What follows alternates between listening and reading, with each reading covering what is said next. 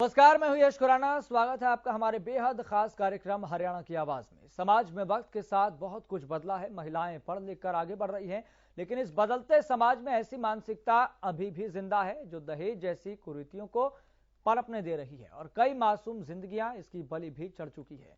ताजा मामला रेवाड़ी जिले के कोसली से सामने आया, जहां शादी के महज 1 साल में 21 साल की विवाहिता को दहेज के लोभियों ने इस हद तक परेशान कर दिया कि उसने खुद की ही जान ले ली। हरियाणा की आवाज में आज हम ऐसी ही मानसिकता के खिलाफ आवाज बुलंद करेंगे, आवाज को उठाएंगे और लोगों को जागरूक करने की कोशिश करेंगे जो वक्त रहते इन लोभियों के इरादों को नहीं समझ पाते और अपनी मासूम बेटियों को खो देते हैं। तो हरियाणा की आवाज में आज हमने इस बेहद महत्वपूर्ण मसले का चयन किया है। इस हमने टॉपिक को चूज किया है क्योंकि हमारे समाज की एक कुरीति ही है, हमारे समाज की मानसिकता ही है जो कहीं ना कहीं आज बेटियों की जान ले रही है। और इसी टॉपिक को लेकर आप अपनी आवाज जरूर बुलंद कीजिएगा।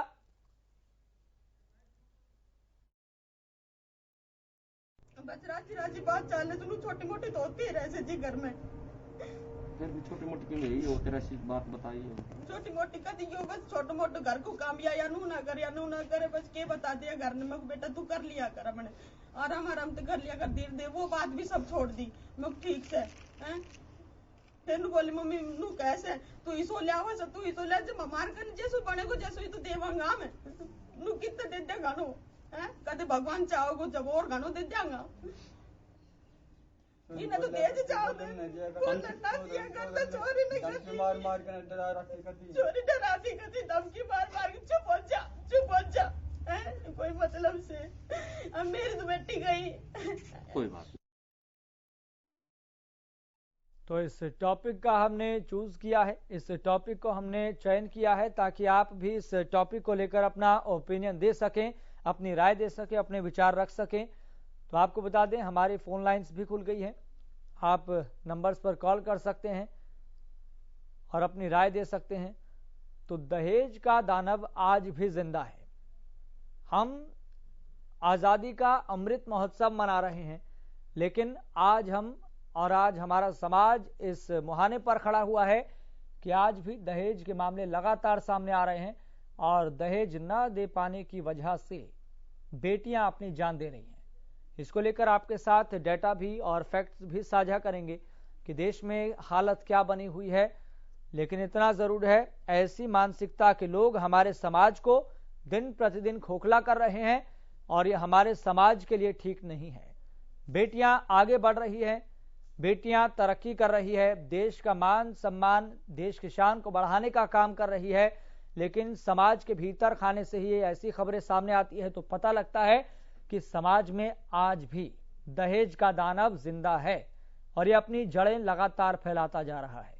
तो हमें इस मानसिकता को लेकर आवाज बुलंद करनी है, आवाज को उठाना है ताकि आप अपनी आवाज को बेहतर तरीके से रख सकें और आपका अपना चैनल इस तरह के कार्यक्रम लेकर आता है ताकि उसमें आपकी भी भागीदारी इंश्योर हम कर सकें, सुनिश्चित कर सकें। इसलिए आप हमें कॉल कर सकते हैं 0124482911 पर। आप इन नंबर्स पर कॉल करें, अपनी राय दीजिए और इस टॉपिक को लेकर आपका ओपिनियन क्या है, आप क्या सोचते हैं, अपनी राय आप दे सकते हैं। तो फिलहाल आपको बता दें हर रोज कहीं ना कहीं से इस तरीके के मामले सामने आते हैं और हमारा मकसद यही रहता है कि ताकि आपको खबरों से भी अवगत करवाया जा सके और आपकी राय भी जान सकें और आपको अवेयर भी कर सके कि समाज में आखिर चल क्या रहा है। मास्टर आर के कालिया हमारे साथ जुड़ गए हैं। मास्टर आर के कालिया, आपकी इसको लेकर सोच क्या है, विचार क्या है? नमस्कार जी। जी नमस्कार। देखिए, ऐसी जो बातें घटनाएं बहुत ही निंदनीय है और अफसोसजनक है। दुल्हन ही दहेज है ये कहने सुनने में आता है और जो ऐसे मेरे भाई हैं, ऐसे जो सज्जन हैं वो जो ये काम करते हैं, डिमांड करते हैं, मैं तो कहूंगा सोच का फर्क है, इनका सोच का फर्क है। मेन तो बात सोच की होती है, विचारों की बात होती है। तो अगर ये नहीं मानते तो सरकार को सख्त कदम उठाना होगा। मैं तो यही कह सकता हूँ आपके चैनल के माध्यम से, सरकार सख्ती करे। क्यों कंपेल किया जाता है किसी बेटी को, किसी परिवार को? दुल्हन ही दहेज है तो इनको कम से कम सोचना चाहिए। इनके विचारों में थोड़ी ये कमी है, विचार इनके मैं कहता हूँ ठीक नहीं है, या फिर इन पर कड़ी कार्रवाई हो। शुक्रिया, बहुत बहुत धन्यवाद। ठीक है, तो इसको लेकर हमारे लगातार जो सवाल हैं वो आपकी टीवी स्क्रीन पर फ्लैश भी हो रहे हैं और आप इन सवालों का जवाब भी दे सकते हैं कि आपके मन में, आपके दिलो दिमाग में, आपके जहन में क्या कुछ चल रहा है। तो सवाल हमारे ये है कि दहेज से परहेज कब होगा, कब तक जिंदा रहेगी दहेज की मानसिकता, पैसे का लालच रिश्तों से बड़ा क्यों है और कितनी लड़कियों की बलि लेगी ये कुप्रथा। तो समाज में दहेज क्यों है साख का सवाल।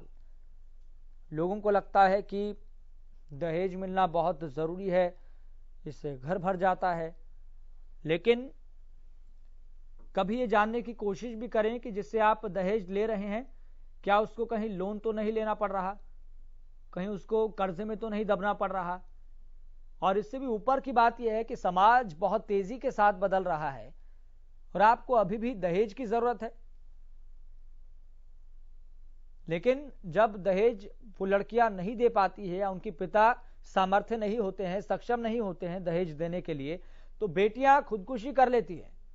और इसी मामले को हम प्रमुखता से दिखा रहे हैं, उठा रहे हैं, जिसका न केवल मकसद ये है कि आपको खबरों के बारे में भी पता लग सके और ये भी दिखा सकें कि मानसिकता के आधार पर हमारा समाज आज भी किस सोच के साथ खड़ा है और किस मुहाने पर खड़ा है। तो समाज में वक्त के साथ बहुत कुछ बदल रहा है, बहुत तेजी के साथ बदल रहा है। कहते हैं कि 21वीं सदी का ये भारत इंफॉर्मेशन एंड टेक्नोलॉजी का भारत है, जहां पर हर चीज बहुत तेजी के साथ बदल रही है, विचारों का आदान प्रदान बहुत तेजी के साथ हो रहा है। लेकिन लगता है कि 21वीं सदी के भारत में आज भी ऐसे बहुत से लोग हैं तो जो दहेज जैसे दानव पर आज भी निर्भर हैं और इस कुप्रथा को जारी रखना चाहते हैं। रोहित हमारे साथ जुड़ गए हैं। रोहित, आपका क्या सोचना है? कि हरियाणा में, जहां मैं गुरुग्राम में रहता हूं, तो जब देखते हैं कि हरियाणा में ऐसे मुद्दे आम है, ये चीजें शरेआम होती है। हरियाणा दहेज की चीजें, शादी तब होती है जब दहेज की एक जो सीमा है वो तय की जाए कि कितना दहेज दिया जाएगा। ये हरियाणा की एक कुनीति है जिसका विरोध सब करना, मतलब ये ऊपरी चीजें हैं कि हम ऊपर से कहते हैं कि हम दहेज के खिलाफ है, लेकिन लेना सब चाहते हैं, चाहे वो बड़े अफसर हो, आला अधिकारी हो, किसी भी फील्ड में हो, लेकिन कहते सब है कि भाई हम दहेज के खिलाफ है, लेकिन लेना सब चाहते हैं। क्योंकि सबको ये है कि यार ये चीजें, जिनको जो चीजें क्या कमानी ना पड़े ना, ये वो चीजें हैं और ये चीजें लंबे समय तक चलती नहीं है। और आप दहेज ना दीजिए तो आपकी बेटी को परेशान करेंगे, उसकी वो आत्महत्या कर लेगी, उसको इतना टॉर्चर करेंगे कि वो आपके ऊपर प्रेशर आएगा कि या तो हमें दहेज दीजिए या अपनी लड़की को वापस ले। ऐसी चीजें, कुनीति है ये हरियाणा की और ये चलती रहती है और ऐसे मुद्दे डेली आते रहते हैं। हरियाणा में सरकार FIR दर्ज जरूर होती है, लेकिन उसके कोई खिलाफ नहीं, एक्शन नहीं लिया जाता है, क्योंकि सरकार में जो लोग हैं वो भी इन नीतियों के ही वो है शिकार, नहीं कहेंगे, वो इन चीजों का फायदा उठा चुके हैं, वो इन चीजों को इस्तेमाल कर चुके हैं, वो खुद दहेज ले चुके हैं और वो इन भाषणों को जनता के सामने जो है सरकार देती है कि दहेज के खिलाफ हो, बेटी बचाओ बेटी पढ़ाओ, परंतु वही लोग हैं जो दहेज से अपने घर को रोशन करना चाहते हैं। जी ठीक है, बहुत शुक्रिया रोहित अपने विचार रखने के लिए। प्रेम हमारे साथ जुड़ गए हैं। प्रेम, आपका क्या सोचना है इस टॉपिक पर, क्या आपका ओपिनियन है? जी नमस्कार सर। मैं ये बोल रहा हूँ दहेज प्रथा बहुत अंश तक तो उठ गई है। रही बात हरियाणा की जो आप बता रहे हैं, पहले तो हरियाणा के लड़कों को शादी करने के लिए लड़कियां नहीं मिलती थी, लड़कियों की संख्या बहुत कम थी हरियाणा में। बेटी बचाओ बेटी पढ़ाओ जो चला, इसी कारण से चला था, अनुपात बहुत कम था। रही बात दहेज की लड़कियों के लिए, तो अगर लड़की का बाप ये चाहेगा कि मेरे को समाज में अपना दर्जा ऊपर करना है, मेरे को दिखावा करना है, तो किसी से उधार लेगा या किसी की चोरी करेगा, उसके बाद लड़की की शादी करेगा, तो इसमें सर दहेज प्रथा का तो दोष नहीं है। और रही बात लड़कों की, लड़के जब वहां पे कम थे, ज्यादा थे और लड़कियां कम थी, तो वो बाहर से शादी करके लाते थे, तो खुद दहेज देते थे लड़के वाले। तो दहेज प्रथा भारतवर्ष में बहुत कम हुई है सर, ऐसी बात नहीं है। इक्का दुक्का 5 रकम के केस होते हैं। अब रह गई बात ये सर कि आज जितना बढ़ावा हमारी सरकार ने दे दिया लड़कियों की तरफ से या लड़कियों के परिवार की तरफ से, वो उसकी तह तक जाते नहीं है, वो सीधा लड़कियों वाले की तरफ से ही और सीधा लड़कों वालों पर ब्लेम करते हैं। उनको तह तक जाना चाहिए। बहुत से केस ऐसे आए हैं जिसमें लड़कियों ने झूठ मूठ में दहेज प्रथा की प्रताड़न की बातें कही, चाहे उसके पीछे क्या स्त्री है उसके लिए कुछ नहीं किया गया। तो सर मेरे कहने का मतलब है, अगर अपने लड़का और लड़की दहेज प्रथा लेने और देने दोनों वालों के जब तक जाते हैं तो इस चीज का मुद्दा सामने आता है। आज के जमाने में 21वीं सदी में ये बात नहीं ठीक है प्रेम, बहुत बहुत शुक्रिया राय देने के लिए। ज्वाला प्रसाद हमारे साथ जुड़ गए हैं। ज्वाला प्रसाद, हमारा मुद्दा यह है कि दहेज का दानव आज भी जिंदा है। सीधा मुद्दे पर अपनी बात रखिए। राधे राधे जी, बहुत बहुत साधुवाद है जी आपको और आपकी संपूर्ण हरियाणा न्यूज टीम परिवार को, हमारे नागा बाबा पूर्णानंद मंगलानंद सेवा समिति नंदगांव की तरफ से, और छात्र श्रोताओं का भी बहुत बहुत से हृदय धन्यवाद, और गंगा के समान मेरी माताएं बहनों को भी सादर प्रणाम।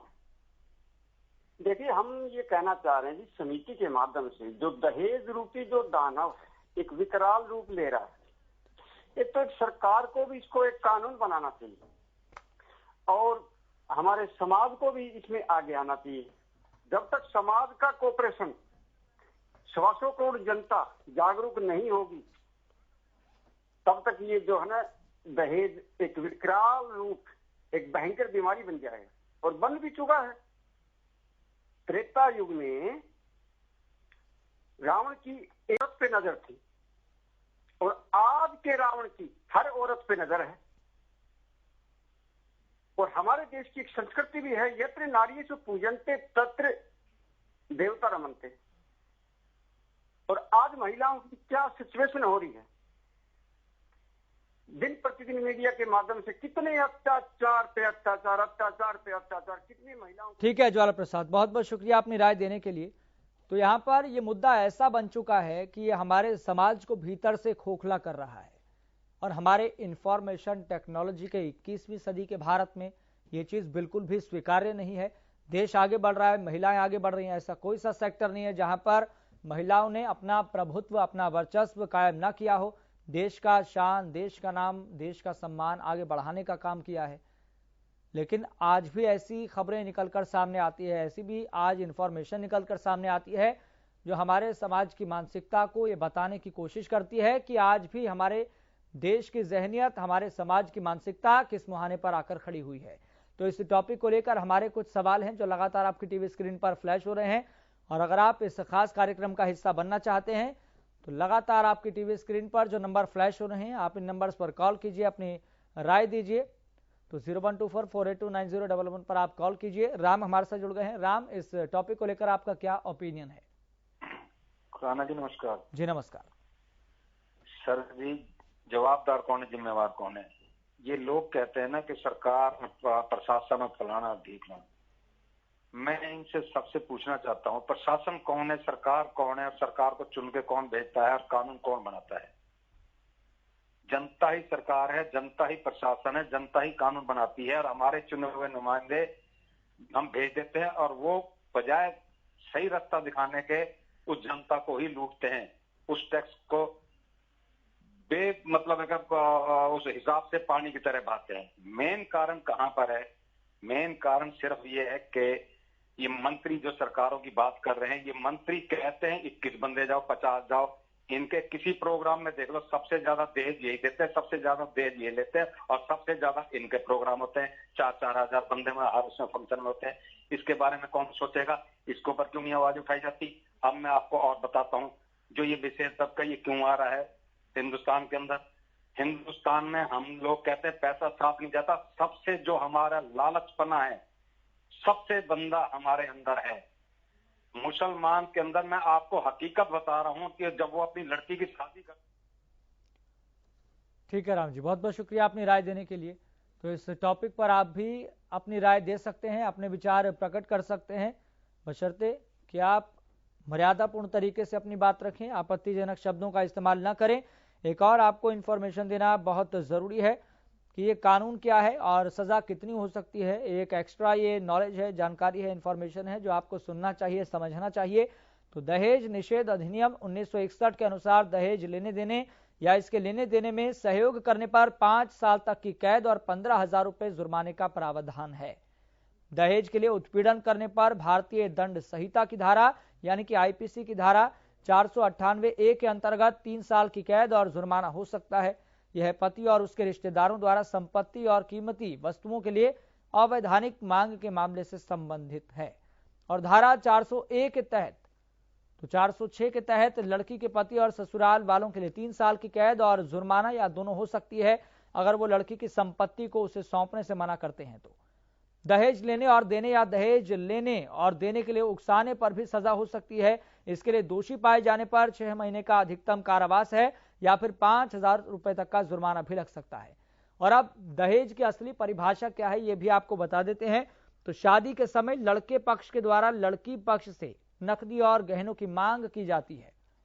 यह मांग शादी से पहले, शादी के समय या शादी के बाद की जाती है। उपहार के रूप में TV, fridge, furniture, motor car ये सब दिए जाते हैं।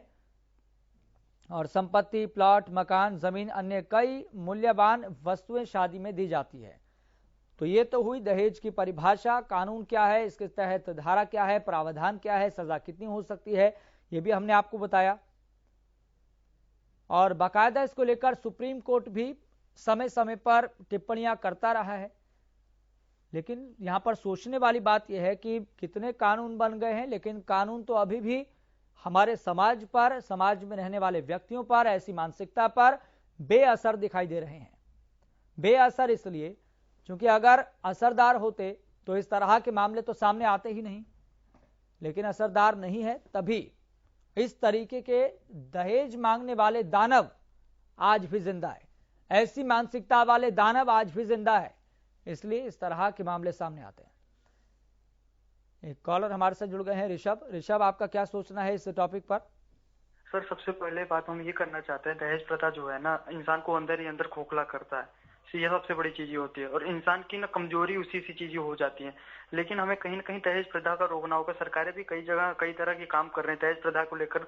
हालांकि पाबंदियां हैं कि दहेज प्रथा न लिया जाए, तब पर भी लोग चोरी छुपे दहेज प्रथा चल रहा है। शादियों में कहीं भी देखा जाए, चाहे यूपी हो चाहे गुजरात हो, हर एक प्रदेश में हर एक जगह ये इसको लेकर चल रहा है। जहाँ भी देखोगे तो शादी होने से पहले पैसे की डिमांड हो जाती है। तो ऐसे में एक लड़की का जो पिता होता है सर, उसको ना बहुत से प्रॉब्लम हो सकता है। हालांकि मैं 2 लड़कियों का बाप हूँ, मुझे पता है कि क्या चीजें हो सकता है, कितनी पीड़ा हो सकती है, क्या नहीं हो सकती है। तो सर कहीं ना लोगों को समझना चाहिए और इसके प्रति ना जागरूक होना चाहिए। और जागरूक होंगे लोग तभी इस मुद्दे को जैसे समाधान निकाल पाएंगे। अगर जागरूक नहीं होंगे तो समाधान भी नहीं होगी और लड़कियां इस पीड़ा के शिकार होंगी। और तो लड़कियां के कम से कम इस पीड़ा को शिकार को बचाने के लिए गवर्नमेंट को और सशक्त होना पड़ेगा और प्रशासन इस मुद्दे को लेकर अपना एक ठोस तरीके से कानूनी कार्रवाई की जाए कि जिससे दहेज प्रथा जो है बंद हो सके। बहुत शुक्रिया ऋषभ अपनी राय देने के लिए। और इसके साथ साथ ये टॉपिक कितना व्यापक है, कितना बड़ा है और ये मसला कितना सीरियस है, इस बात को आप समझ सकते हैं एक डाटा के जरिए। तो आप एक डाटा मैं आपके सामने रखने जा रहा हूं। तो भारत में हर साल ये औसतन देखा गया है कि भारत में हर साल 1 करोड़ शादियां होती है और इनमें से 95% में किसी ना किसी रूप में दहेज दिया जाता है। और ये भी एक बार देखा गया है, एक विश्लेषण में ये सामने आया था कि दहेज पर रक्षा बजट से भी ज्यादा खर्च होता है हमारे देश में। भारत में औसतन एक शादी में दहेज की रकम की शुरुआत 2 से 3 लाख रुपए के बीच होती है और ये 2 से 3 करोड़ रुपए तक भी जा सकती है। यानी भारत में दहेज वाला ये उद्योग कुछ नहीं तो कम से कम 5 से 10 लाख करोड़ रुपए का है, जबकि भारत का रक्षा बजट भी अभी सिर्फ 3.5 लाख करोड़ का है, इसके आसपास है, कमोबेश है। तो एक जो डाटा निकलकर सामने आते हैं, जो विश्लेषण निकलकर सामने आते हैं, वो कहीं ना कहीं चौंकाते भी हैं। ठीक इसी तरीके से जैसे मैं आपके सामने डाटा रख रहा हूं, फैक्ट रख रहा हूं कि दहेज का ऐसा उद्योग है। उद्योग मैं इसलिए कह रहा हूं क्योंकि ये देश के अंदर एक तरह से कुप्रथा तो है ही, कुरीति तो है ही, लेकिन एक तरह से धंधा भी बन गया है। तो इसलिए उद्योगों का नाम हमें दे रहे हैं। तो एक तरह से ऐसा उद्योग बन गया है जिस पर तकरीबन साल के अंदर कम से कम 5 से 10 लाख करोड़ रुपए का बजट बनता है, जबकि भारत का रक्षा बजट भी अभी सिर्फ 3.5 लाख करोड़ का है। और भारत में देश की रक्षा करते हुए हर साल औसतन 1,500 सैनिक शहीद हो जाते हैं। लेकिन दहेज पर रक्षा बजट से भी ज्यादा खर्च करने वाले भारत में 7,500 महिलाएं दहेज के लालचियों के हाथों में मार दी जाती है। यह सबसे बड़ा डेटा है, ये सबसे बड़ा फैक्ट है। और इस फैक्ट के जरिए आप हमारे समाज का फैक्ट समझ सकते हैं कि हमारे समाज में, हमारे आसपास के रहने वाले लोगों के भीतर घरों में क्या चल रहा है। तो एक बार फिर से मैं इस वाक्य को दोहराना चाहूंगा, आपको ध्यान से सुनना चाहिए कि भारत में देश की रक्षा करते हुए हर साल औसतन 1,500 सैनिक शहीद होते हैं, लेकिन दहेज पर रक्षा बजट से भी ज्यादा खर्च करने वाले भारत में 7,500 महिलाएं दहेज के लालचियों के हाथों में मार दी जाती हैं। ठीक उसी तरीके से जिस तरीके से आज हमने ये मामला उठाया, और ये मामला कहीं ना कहीं ये बताने के लिए काफ़ी है कि हमारा समाज किस ओर जा रहा है। यह हमने जो मामला उठाया है वो रेवाड़ी ज़िले के कोसली का मामला है, और इसी वजह से आज इस टॉपिक ने हमें मजबूर कर दिया कि आज हरियाणा की आवाज़ में इस टॉपिक को लेकर आपकी राय भी जान ली जाए कि आप क्या सोच रहे हैं ऐसे दानवों को लेकर, ऐसे लालचियों को लेकर जिनके सामने साख बड़ी हो जाती है किसी की जान से ज्यादा, जिनके सामने लड़कियों से ज्यादा बड़ा दहेज हो जाता है। इसलिए तो देखिए कि जब लड़कियां या लड़की के पिता इस दहेज को देने के लिए सक्षम नहीं होते, सामर्थ्य नहीं होते, तो लड़कियां क्या करती है, खुद की जान ले लेती है। और ऐसे लालचियों पर क्या कार्रवाई होती है, कुछ नहीं। तो इसलिए आज हमने इस टॉपिक का चयन किया है ताकि आप भी अपनी राय दे सकें। हम लगातार ऐसे टॉपिक का चयन करते हैं, ऐसे टॉपिक को चूज करते हैं ताकि आप भी अपनी राय दे सके कि आपका क्या सोचना है, क्योंकि आपके समाज में भी, आपके घर के आसपास भी ऐसे कुछ लोग होंगे जो दहेज लेते होंगे। आपके घर के आसपास भी ऐसे कुछ लोग होंगे जहां पर दहेज ना दे पाने की वजह से लड़कियां खुद की जान ले लेती हैं।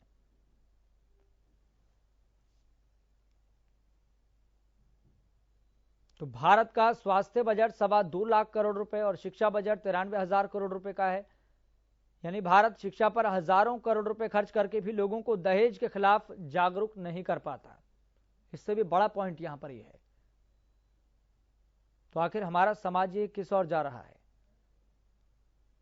तो कानून के बारे में हमने आपको बताया कि आखिर कानून को लेकर स्थिति क्या है।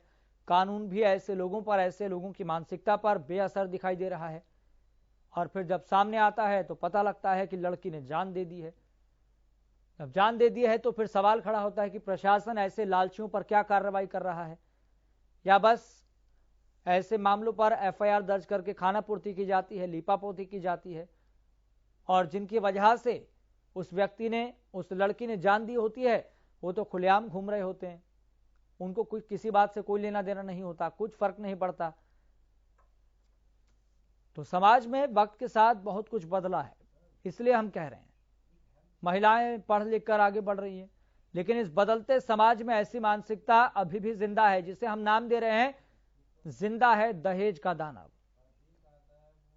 दहेज जैसी कुरीतियों को लगातार कुछ लोग बढ़ावा देने का काम कर रहे हैं, और कई मासूम जिंदगियां इसकी बलि चढ़ती जा रही हैं।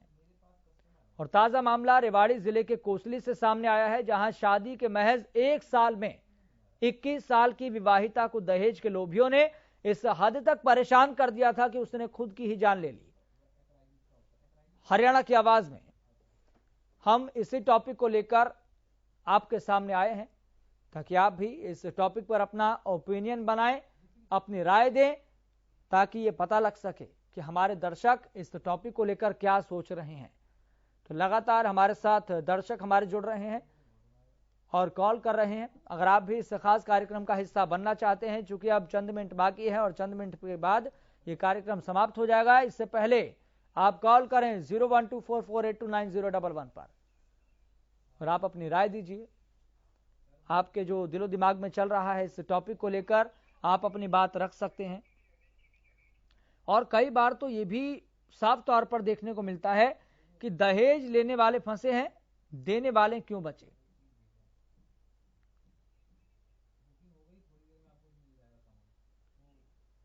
तो समाज से दहेज की विकृति को खत्म करने के लिए 1961 में दहेज निरोधक कानून बनाया गया था, जिसके अनुसार दहेज लेना ही नहीं, दहेज देना भी अपराध है।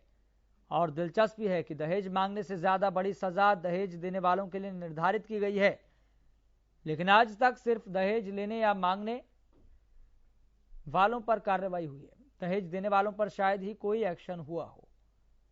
यह भी इसका एक बड़ा एस्पेक्ट है।